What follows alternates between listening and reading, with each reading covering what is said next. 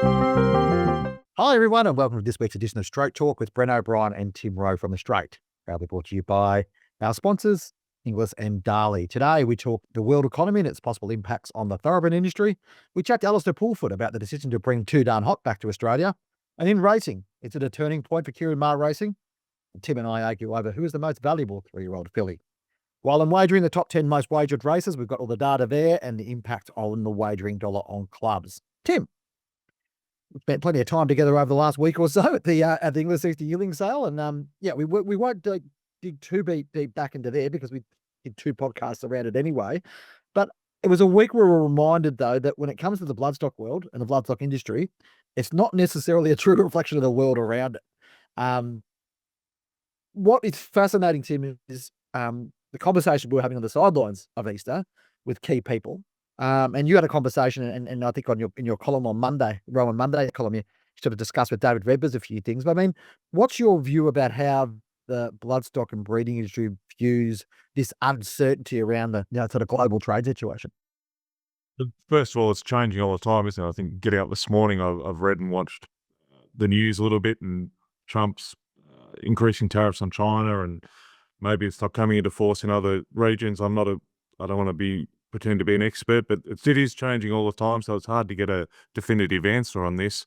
But the thoroughbred industry is increasingly global, isn't it? And horses going here, there, shuttling, horses racing in different jurisdictions, traveling. There's Hong Kong coming up, Australian horses are going there. There's Breeders' Cups later in the year. So, and just for the importance of the breeding industry, that there is that mix of bloodlines coming in and out, and as we'll hear from Alastair later, Too Darn Hot coming back, very important stallion is a shuttling stallion, and if that, comes from America, Justify and so forth in the past, if there's tariffs, it just an extra cost and an already expensive business.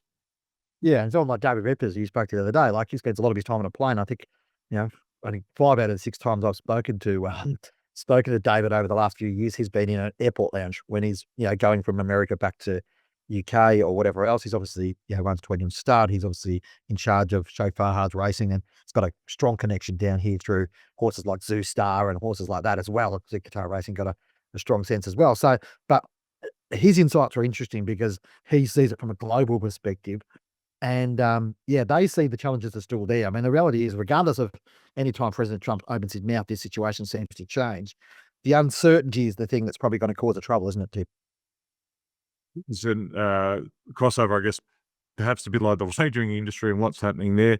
It is just, you can't plan with certainty, can you? Particularly breeding a horse takes years just to get it to a sale, let alone the racetrack. So you need that certainty of, if you're committing to shuttling a stallion or buying mares or sending mares to America to be bred, you want that certainty and continuation and momentum of a breed and having it in front of people. And if they can't do that, that will cause huge. It'll be hugely detrimental to the industry.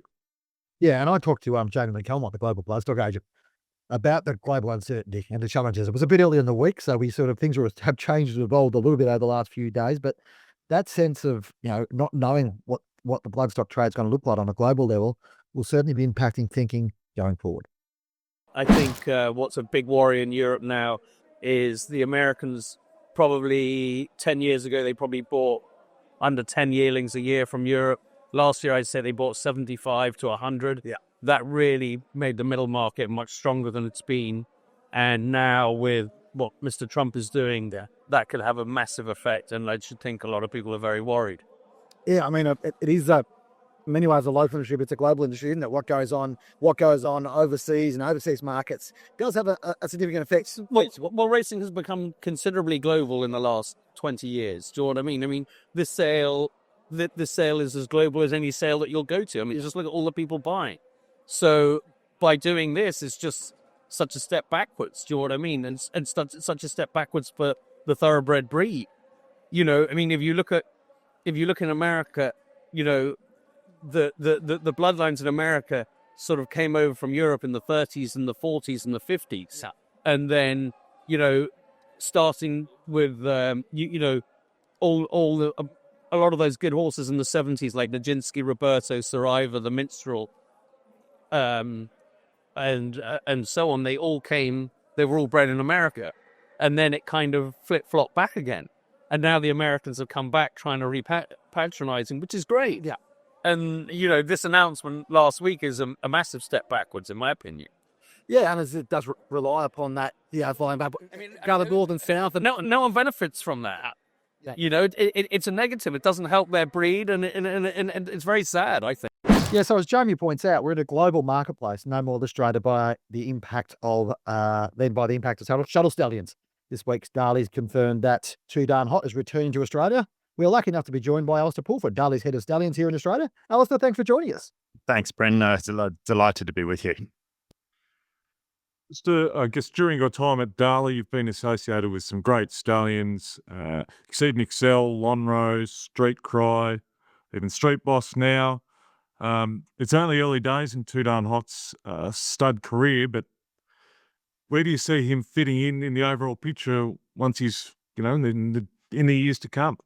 Well, the way he's started, he might be the best of the lot. We've been fortunate. We've stood 3 champion stallions. One of them, Street Cry, was a shuttle stallion, an amazing influence, and continues to be. And so, look, he probably started off the hard way.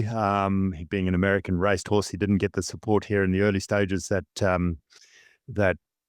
a lot of horses have. But he proved, just what an amazing stallion he was. And this horse, Too Darn Hot, in some ways they're similar in that both Group 1 winners, by Group 1 winners, out of Group 1 winners. And you just felt a bit of confidence about Too Darn Hot from the time they indicated that he was a shuttle prospect. So he started off in, as I said, in amazing fashion in both hemispheres, and let's hope it continues. What is it about Too Darn Hot's progeny? Obviously, Too Darn Hot himself's got an amazing pedigree, as possibly as good as you get. But what makes them well above average? Do you think, when you look at them physically, or other traits that they've got? What makes them so good? Okay, so first of all, versatility. So he's getting champion 2-year-olds like broadsiding, but not just early 2-year-olds. I mean, broadsiding was the best 2-year-old in the latter half of the 2-year-old season last year. Obviously, Rivellino this year won a Golden Slipper lead up, and then was tremendous in the Golden Slipper itself, coming from way back to run 4th. So he, but then he's getting horses like Shanwa, who's a multiple Group 2 winner over 2,000 meters and running touched off 3rd in the AJC Derby, so ATC Derby.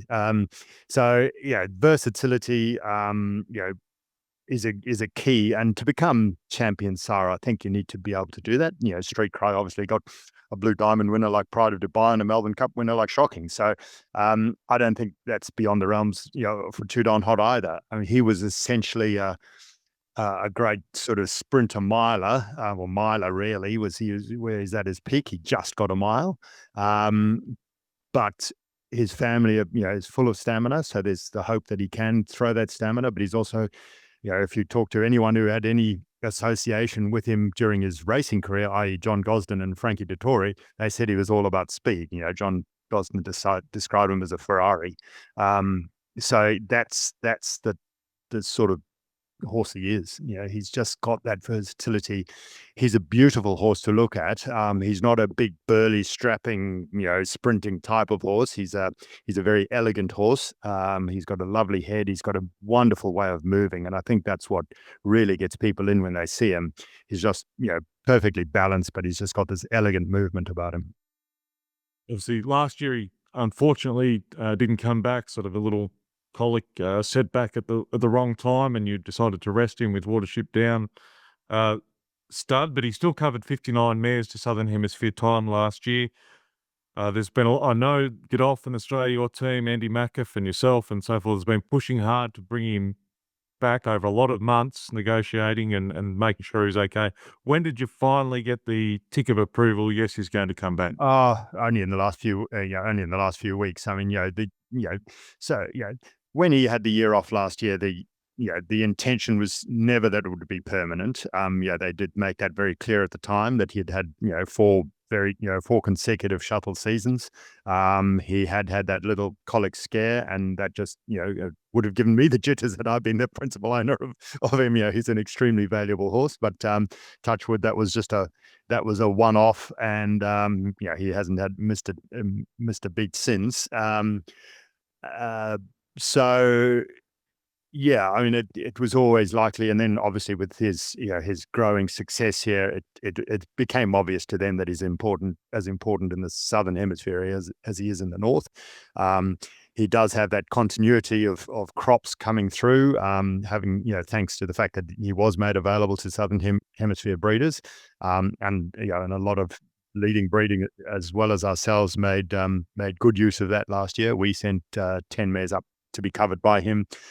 People like John Camilleri and Rosemont Stud and others, did make use of him. So he's covered some very nice mares up there last year that'll be out here in due to foal in the coming months, from August onwards. And so that's exciting, because whilst he's not the type of stallion that relies on one crop, and they are durable, as we've already seen, they're running on from 2 to 3.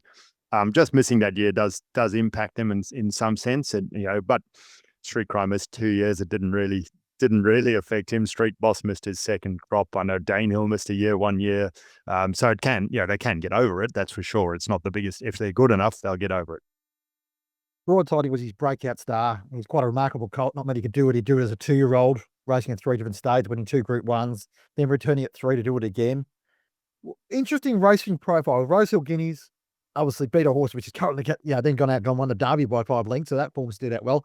Back to the all-aged. I mean, it's an interesting profile for a horse. I mean, I know you're not part of the racing team, but was there a sense there of where that fits? And I think he won the Rosehill Guineas on pure class. He cruised up to them at the straight and looked like he was going to run away from them. But like his father, probably 1,600 meters is going to be his best trip. That's to me where he sits. He's won his big races at that trip. 7 furlongs and a mile. That he looks like his father. He's very much in the mold of Too Darn Hot physically. He's maybe a little bit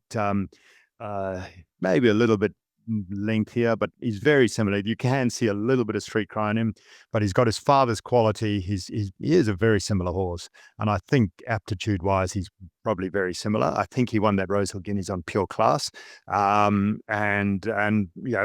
when you have a champion 2-year-old who's won the Golden Rose first up at 3 and then wins the Rosehill Guineas, you want to test him against the weight for age horses. That's the ultimate test of class.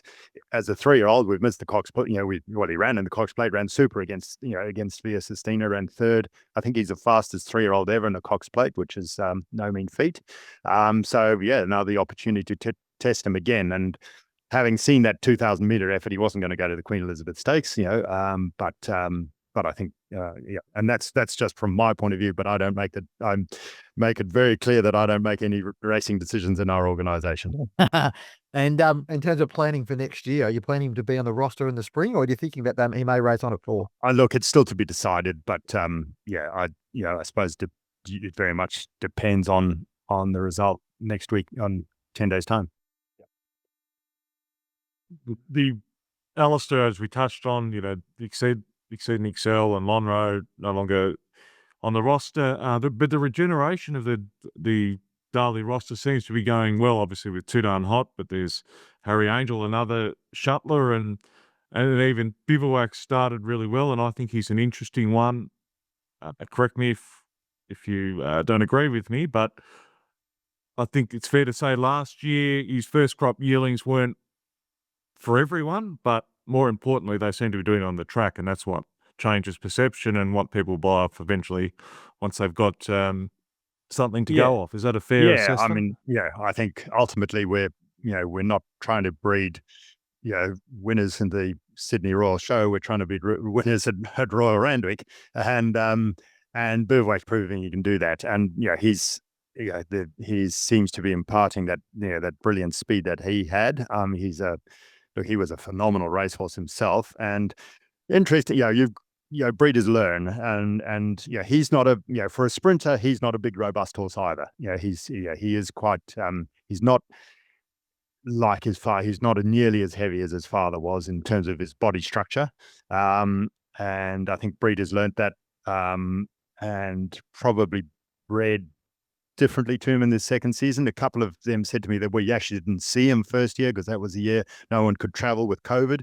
And we changed the type of mare we sent to him. So his yearlings have sold and they've looked much better across the board this year. But more importantly, I suppose they seem to have ability. There's Bauwacht is very, very highly regarded by the stable. He's obviously he's got to get it all together in his head, but when he does put it together, he has got a huge amount of talent. And the filly in the West, who won so convincingly the other day, looks very good, and obviously that filly in New Zealand is very good. So, and Cavalry Girl's obviously very good. So it's very encouraging that he does seem to be taking the right steps. Very encouraging. And with Animo, obviously, understandably, putting a lot of resources and behind him. He's, I think, Sheikh Mohammed's most successful racehorse. What he did was from 2 to 4 was quite remarkable as well. A bit like broadsiding, what he's been able to do. What are his first foals like? And maybe there'll be some at the Yearling sales for a little. What can you tell us about them? There are a few at the Yearling sales. Everyone who's got one tells me how nice it is. In our own at Woodlands, our bloodstock manager, Jason Walsh, he assures me that it is the best group of foals by any first season sire we've ever had. And that's generally the case. There's tremendous talk about them. Everyone loves them. The thought is that they're probably a bit more robust than most people expected because, he was obviously a great mile and a quarter horse. But don't forget he was a very precocious 2-year-old. He won his first race the day before he turned 2, his actual second birthday, which was a stakes race, and then went on to run in Blue Diamonds and run third in the Blue Diamond, second in a Golden Slipper. So he was a really, really talented 2-year-old who just then kept going and went on as a 4-year-old. But a lot of people remembered him as a 4-year-old weight for age horse, not as a 2-year-old. So they're a little bit surprised by what they're seeing.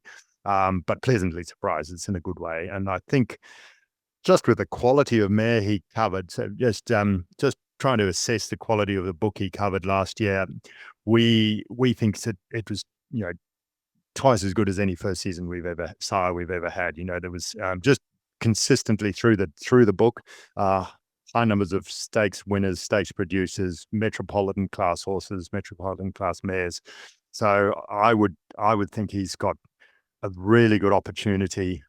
We've supported him, more strongly than we've supported any first season sire in the past. So we've sent 18 first year and I think 21 last year. So that's and they're our best mares. They're most of our best mares are going to him. So like Two Don Hot, he's a Group 1 winner, by a Group 1 winner, out of a Group 1 winner. He's got that depth of pedigree behind him, as well as the performance, and hopefully that can lead to superstar success. Oh, that's terrific. Thanks for your time. I really appreciate it, and all the best for the rest of the season and heading into the breeding season. No worries. Thank you for your time. Great to chat. And it's time now for our Darley Stat of the Week. Here's a quick look at Animo. His first 2 books will affect his champion status. In those first 2 seasons, he covered 19 Group 1 winners, 82 Group winners, 127 stakes winners, and 186 black type performers. But it doesn't stop there. He's also covered the dams of 18 Group 1 winners, 42 Group winners, and 57 stakes winners.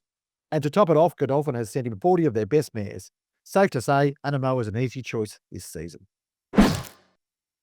Tim, you had a chat with Ciaron Maher earlier this week after the announcement his brother Declan is leaving the stable to set up his own operation in Queensland. That comes after the departures of CEO Ben Selinger and a sort of host of other changes over the last couple of months. Plenty of rumours flying around. It's the racing industry. This is what we live off, is rumours. But, there's plenty of stuff flying around at the moment. Are we seeing an inflection point in the rise of Ciaron Maher Racing, do you think? People love, what's going on at big organisations, don't they? Whether it's Stud Farms, Godolphin, or Yulong and whatever, Coolmore, what they're all doing. And Ciaron's one of them. He's built from the ground up. And I guess, as we've said in the past, he has had important people leave in the past, like Annabelle Neesham and David Eustace, of course, and Lucy Yeomans in the training side go and do their own things. And he's built his business on that by encouraging ambitious young people to work for him. So I guess maybe at this point where they just had a bit of a not a reset, but there's a couple of people leaving, and he's just had to find the next group, and I'm sure he will. I don't think, certainly his on-track performance hasn't been impacted yet, and I dare say Ciaron's demeanour probably leads to this where he stays quite relaxed, and that helps him. He certainly outwardly doesn't seem to stress too much, and as long as the results keep coming, which I'm sure they will, business as usual. Yeah, and we spoke a few weeks ago about about Ben Salinger leaving the CEO, the corporate model, and whether that was probably not necessarily suited to the way Ciaron wanted to run things too. There's obviously this discussion around Leilani Stables and who gets Leilani Stables and Ciaron's desire there. What happens with that? So it's an interesting point. I think that we're going through a point of change in the trading industry. Anyway, I think the costs of the last 2 years and the business models have become tighter, even for the big stables.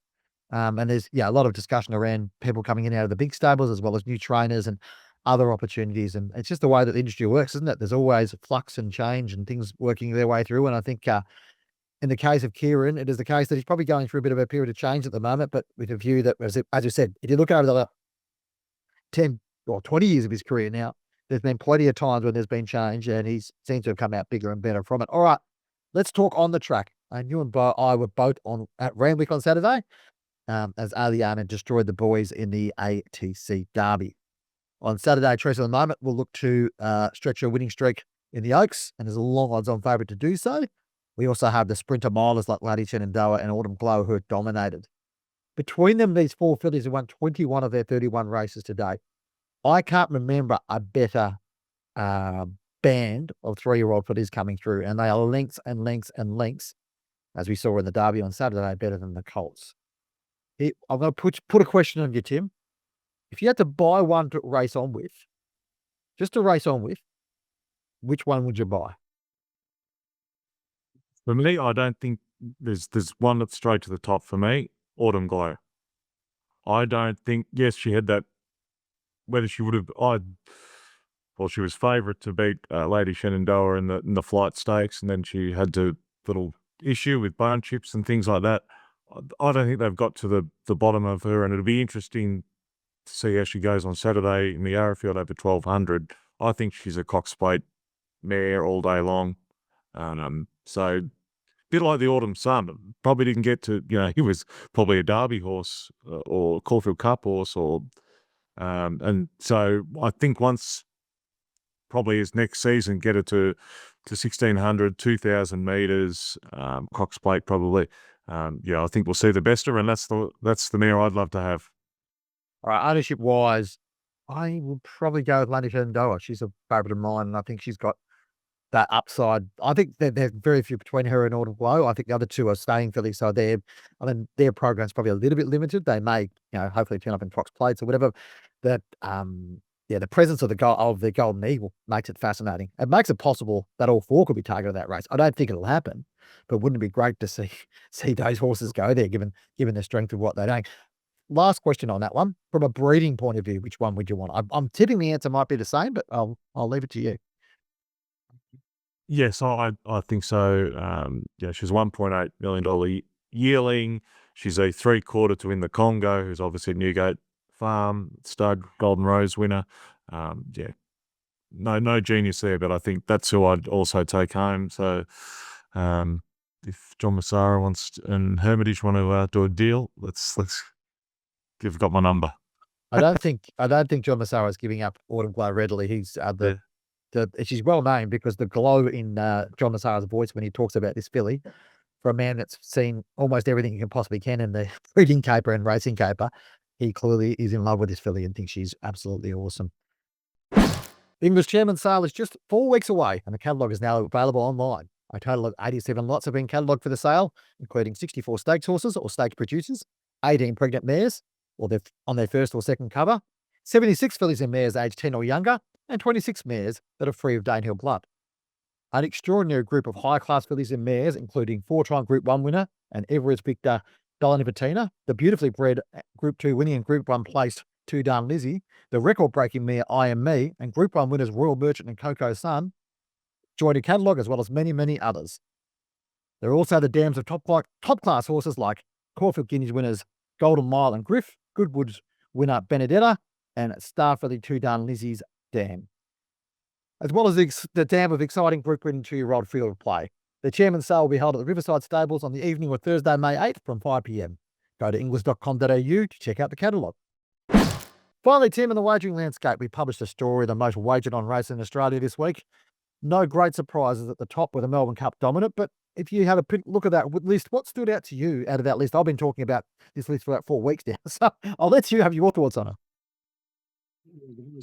Interesting thing to me was that the last race on Melbourne Cup Day was, in the top 10, which has got, I guess it shows the level of engagement from punters and people wanting to either play up their winnings or try and get out on the last race. If you talk to WSPs, they say, Willie Pike in the last in Perth is always hugely bet race, and the last race in Adelaide always generally attracts good turnover, and that's because people, you're there, they want to either try and get out, and I'm not condoning irresponsible gambling, but also if you've got money in your pocket, you want to try and double it, and before you go out and celebrate, I guess, go for a nice dinner. Yeah, it's an interesting one. I think 8 of the top 10 races were in that 3-week bracket in spring. That sort of speaks to that concept, which I think we've spoken about before, about the spring being the absolute key time, and the position of the Everest has sort of increased that. The King Charles Stakes as well being put on that day has also created plenty of interest as well. I wanted to touch on the Everest, Tim, because it's something I've got to touch on in a newsletter I'm writing today. The Everest is 4th. It'll soon be 3rd from all reports from what we're hearing, that it's closing the gap on the Caulfield Cup and probably moving to 3rd place.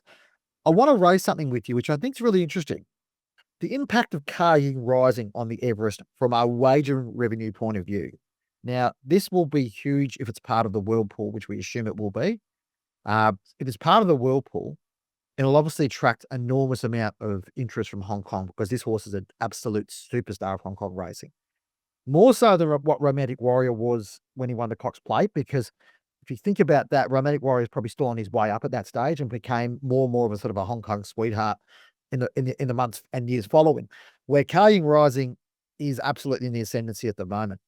Now, I don't have official figures on this, but my estimation is that the presence of Kaying Rising in the Everest could mean $1 million of whirlpool funding for the ATC. That's a lot of money for the ATC, which, as we know at the moment, have got a few challenges with their bottom line and getting things worked out. And wagering revenue has been particularly identified as that. Does that change the slot negotiation process? Do you think that this horse kind of has to be at the Everest, regardless of whatever else goes on?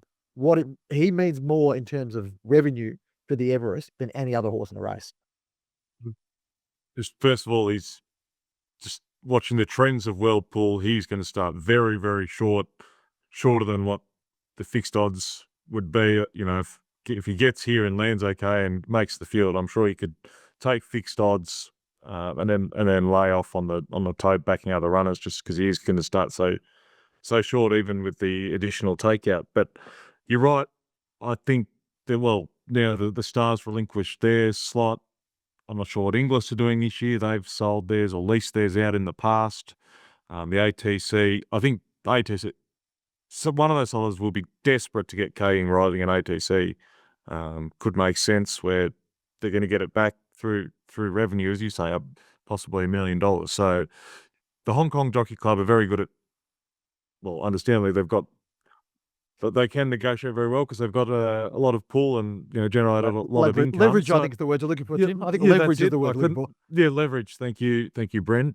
Needed the dictionary. They're or thesaurus. They will get a deal done, and I think Winfred, CEO's on record as saying they might buy a slot for 3 years for Kaying Rising and become a genuine part of the Everest. There were Hong Kong Jockey Club representatives on day one of the championships at Randwick. So So a deal will get done, I'm sure, absolutely certain. It's just with which party, and I'm sure ATC will be there, and whether or Racing New South Wales sells the slot vacated by the Star. Yeah, I guess my point being it's a different negotiation / calculation than what you would do for a Group 1 winning horse in Australia, who would add to the race, but wouldn't add so substantially to the race as what Caden Rising would, in terms of revenue and Whirlpool, and whether that then affects things like the timing of the race, whether they decide to push it a little bit later because it works better in Hong Kong, because that could materially affect the amount of revenue and wagering that's driven from it. So there's a bit to play out there, and then I think it's more than just a straight up negotiating a slot, and it's a prime example of how wagering and racing are inextricably linked. And in this situation, with the right result, the ATC could get a bit of a windfall here, which, as I said, in their current environment, they'd be very much appreciative of. Okay, thanks for joining us on Straight Talk, brought to you by Inglis and Darley. Don't forget to give us a rating wherever you're listening to us on our podcast. We're on multiple platforms: Apple, Podbean, Spotify, YouTube, wherever you choose to find us.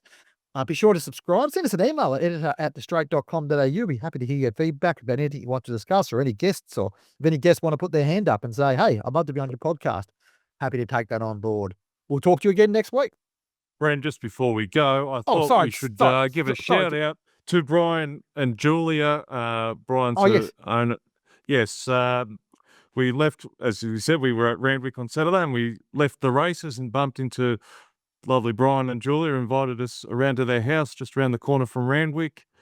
And Brian even said, "Oh, you're the guys from the podcast." There's probably another podcast out there that he's got us confused with, but we'll take the praise anyway. So thank you for the hospitality for Brian and Julia. And straight gin's not for me, but I did give it a go. Thanks, Brian. Yeah, no, thank you for them for their and then though Brian called me Tim for the entirety of the night, it was a very enjoyable evening. So we do appreciate their fun. Okay, as mentioned, we'll be back again next week, and we'll talk to you then.